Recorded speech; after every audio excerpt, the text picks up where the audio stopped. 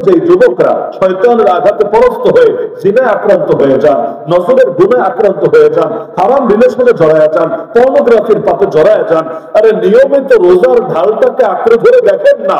আল্লাহ রাসূল কখনো ভুল পরামর্শ দিতে পারেন না। আল্লাহ রাসূল সাল্লাল্লাহু আলাইহি ওয়াসাল্লাম যা বলেছেন অবশ্যই 100% সঠিক পরামর্শ দিয়েছেন।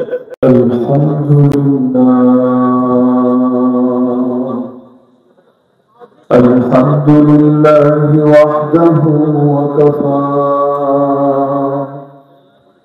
وسلام على عباده الذين اصطفى أما بعد فأعوذ بالله من الشيطان الرجيم بسم الله الرحمن الرحيم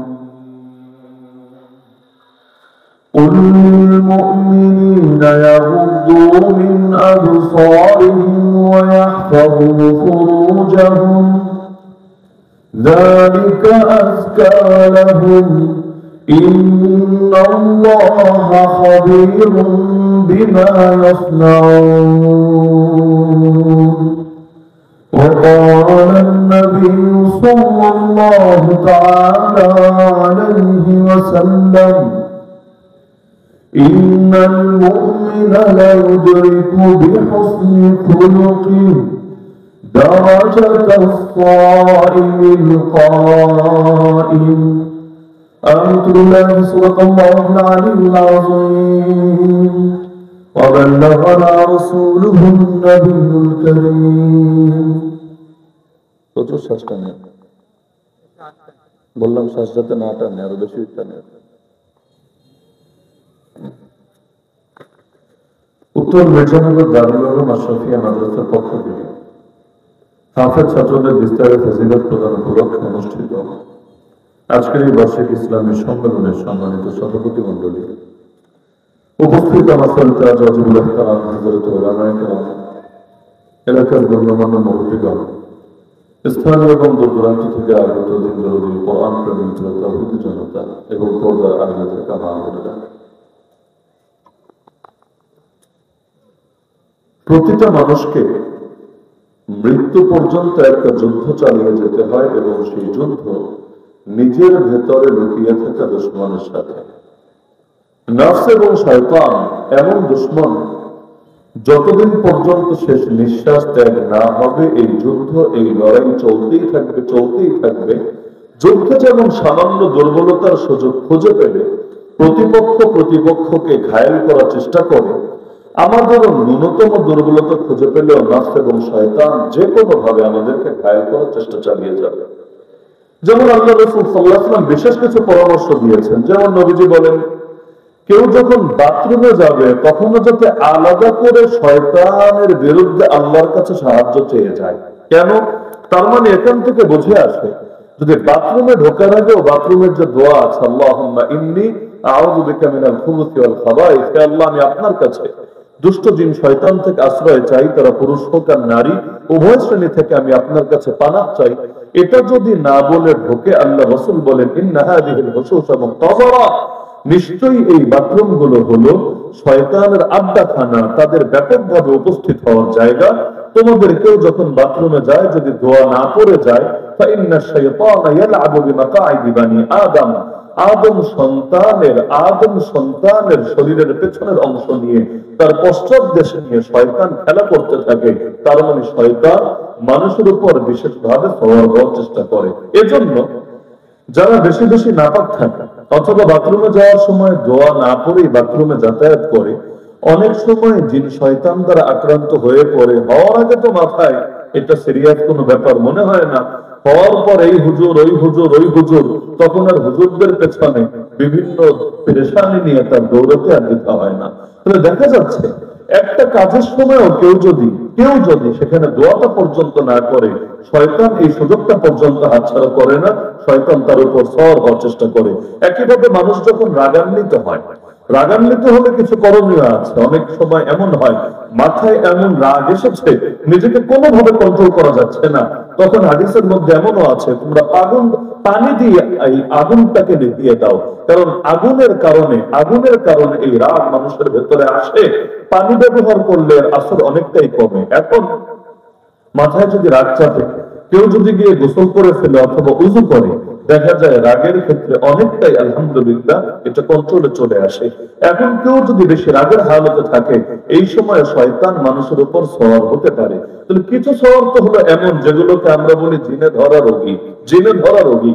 যদিও ভালো জিন কখনো অন্যকে হয়রানি করে না, জুলুম করে না, পেরেশানি করে না। যারা করে এরাই মূলত শয়তান, জিন জাতের মধ্যে যারা দুষ্ট যারা। তো এই ক্ষতিটা হলো সামান্য ক্ষতি, যে কাউকে তার শরীরের উপর সওয়ার হলো, তাকে বিভিন্ন ভাবে পাগলামিতে আক্রান্ত করার চেষ্টা করলো। তো সবচাইতে ঝুঁকি হলো সেখানে যেখানে শয়তান মানুষের উপর সওয়ার হয়ে তার ঈমানটাকে বরবাদ করার চেষ্টা করলো, তাকে ইবাদত থেকে ধীরে ধীরে গাফিল করে ফেললো। তাহলে মৃত্যু পর্যন্ত শয়তানের চেষ্টাই থাকবে যে কোনো ভাবে মানুষকে ইবাদত বন্দেগীর ব্যাপারে গাফিল করা, পারলে ঈমান থেকে মাহরুম করে দেওয়া। এমনকি যদি কোনো কিছু না পারে, তাহলে একজন মানুষের জন্য দুইটা ভালো কাজ করার সুযোগ আছে। শয়তানের চেষ্টা থাকবে তুলনামূলক যেই ভালো কাজ উপকার কম, সেটাতে তাকে কিভাবে লিপ্ত করা যায়, ওই ভালো কাজ থেকে কিভাবে সরিয়ে রাখা যায় যেখানে উপকারটা বেশি। এমনকি আল্লাহ রাসূল সাল্লাল্লাহু আলাইহি ওয়াসাল্লাম বলেছেন, শয়তান অনেক বেশি খুশি হয় যেদিন সে কোনো স্বামী স্ত্রীর মধ্যে বিচ্ছেদ ঘটাতে পারে, আবার বিচ্ছেদ ঘটানোর পর তাদেরকে সংসার জীবনের মধ্যে স্বাভাবিকভাবে সংসার চালানোর ইশক এবং আগ্রহ তাদের ভেতর জাগিয়ে দিতে পারে। যেমনটা বাংলাদেশে বহুত আছে, 3 তালাক না, ডজন তালাক দিয়ে দিয়েছে। এরপর আবার সালিশে বসে অথবা চেয়ারম্যানের কাছে গিয়ে অথবা কোর্টে গিয়ে অথবা পারিবারিক ভাবে যে কোনো ভাবে 3 তালাক দেওয়ার পরও আবারও রীতিমতো সংসার চালিয়ে যাচ্ছে। তাহলে এটা হলো শয়তানের বড় সফলতা। কারণ এখন যতদিন পর্যন্ত তাদের সংসার চলবে, জিনা জারি থাকবে, আর যত বাচ্চা পয়দা হবে একটা হালাল জাদা হবে না, বরং হারাম জাদা হতে থাকবে। এমনকি নবীজিও বলেছেন কিয়ামতের আগে এই অবৈধ সন্তান প্রচুর বেড়ে যাবে। এই বেড়ে যাওয়ার অন্যতম কারণ এটা। একদিকে তো অবৈধ সম্পর্ক, বিবাহ বহির্ভূত যা আছে তা চলবেই, আর আরেক দিকে মানুষ নফস এবং শয়তানের ধোঁকায় পড়ে নিজের স্ত্রী তার থেকে বিচ্ছেদ হয়েছে, কিন্তু তার সঙ্গে সংসার চালিয়ে যাবে। তো মুদ্রা কথা, দুনিয়ার দুশ্মনরা যেমন সুযোগ খোঁজে, একটু দুর্বলতা পেলেই যে কোনো ভাবে পুরো দেশটাকে, পুরো সমাজটাকে অস্থির করে রাখে। এখন দেখেন না, অগ্নি সন্ত্রাস শুরু হয়েছে। এখানে আগুন লাগে তো এটা নিভানো লাগে, ওখানে আগুন লাগে, ওখানে আগুন লাগে সেটা নিভানো লাগে, আবার আরেক জায়গায় গিয়ে আগুন লাগে। পুরো চারিদিকে এমন একটা আজীব অবস্থা। কাকতালীয় ভাবে লাগতে পারে অস্বাভাবিক না, এক জায়গায়, 2 জায়গায়, 3 জায়গায়, কিন্তু পুরো দেশের গুরুত্বপূর্ণ ব্যাপারগুলো একের পর এক সংঘটিত হওয়া খুব একটা স্বাভাবিক মনে হয় না। হাকিকত আল্লাহ তাআলাই ভালো জানেন। তবে দেখা যায় অনেক সময় এমন হয় যারা সামনাসামনি মোকাবেলা করতে পারে না, তারা পেছন দিয়ে বিভিন্ন ভাবে সন্ত্রাসী এবং বিশৃঙ্খলার কার্যক্রম চালিয়ে যায়। কখনো এদেরকে খেপিয়ে দেয়, এই তোরা তো অধিকার বঞ্চিত, রাস্তায় নাম। কখনো আরেক দলকে খেপিয়ে দেয়, এই তোরা তো ঠকছিস, প্রতারণার শিকার হচ্ছিস, রাস্তায় নাম। কখনো আবার আগুন, কখনো ধর্ষণ, কখনো গুন্ডামি, সন্ত্রাসী, এক এক সময় চলতেই থাকে। তো দুশমন সাধারণত এমন করে, আরেক দলকে দমানোর জন্য বিভিন্ন ফাঁক ফোকর খুঁজতে থাকে। তো নফস এবং শয়তানের বিরুদ্ধে আমাদের যে লড়াই, আমাদেরও চেষ্টা থাকতে হবে শয়তানের দুর্বলতার সুযোগগুলোকে কাজে লাগিয়ে শয়তানকে হারানো, আর শয়তানের চেষ্টা থাকবে আমাদের দুর্বলতাগুলোকে কাজে লাগিয়ে আমাদেরকে হারানো।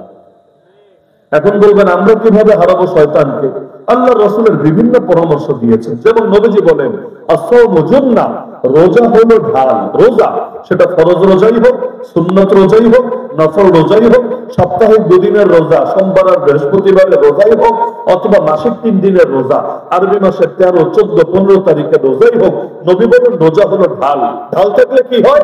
আমার হাতে যদি ঢাল থাকে, আপনি যদি তরবারি দিয়ে আঘাত করতে চান, আমি ঢাল দিয়ে ফিরিয়ে ফেলতে পারবো। এমনকি পুলিশ দেখেন না রাস্তায়, যদি কখনো বিশৃঙ্খলা ঠেকানোর জন্য নামে, ইয়া বড় একটা ঢাল রাখে হাতে। কেন? মানুষ তো ইটও মারতে পারে, ঢিলও মারতে পারে, লাঠি দিয়ে আঘাত করতে পারে। হাতে যদি ঢাল না থাকে, সে যত বড় মোটাসোটা পুলিশ হোক না কেন, তার বাড়ি খেয়ে আঘাত খেয়ে অবস্থা খারাপ হয়ে যেতে পারে। কিন্তু হাতে যদি ঢাল থাকে, ভেতরে আলাদা শক্তি থাকে, তখন তার ভেতরে এই চিন্তা কাজ করে, অনেক বড় পাথর মারলেও লাভ নাই, আমার হাতে ঢাল আছে। এমনকি হঠাৎ গুলি মেরে দিলেও সমস্যা নাই, গায়ে বুলেট প্রুফ জামা আছে। তাহলে মানুষের যদি প্রতিরোধের কোনো ব্যাপার থাকে, ভেতরে আলাদা শক্তি কাজ করে, তাহলে শয়তানও তো চায় আমাদের উপর আঘাত হানতে। সেটা আমাদের শরীরের উপরে না, আমাদের ঈমানের উপর। আল্লাহ রাসূল শিখিয়ে দিয়েছেন, তোমার যদি রোজার আমল থাকে, রোজার আমল এই শয়তানের আঘাত থেকে আল্লাহ তোমার ঈমানকে হেফাজত করবে। এজন্য